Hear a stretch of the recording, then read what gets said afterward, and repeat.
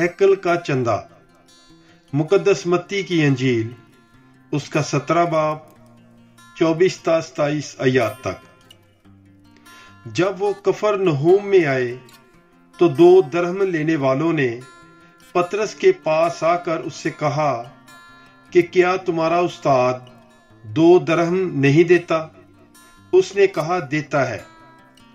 और जब वो घर आया तो यीशु ने पहले ही कह दिया कि ऐ शमौन, तेरा क्या ख्याल है?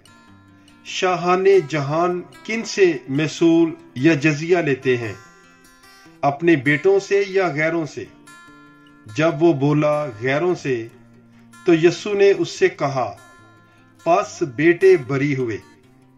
लेकिन ताकि उन्हें ठोकर न खिलाए, तू जाकर झील में बंसी डाल और जो मछली पहले निकले उसे ले, और जब तू उसका मुंह खोलेगा तो उसमें 4 दरहम पाएगा।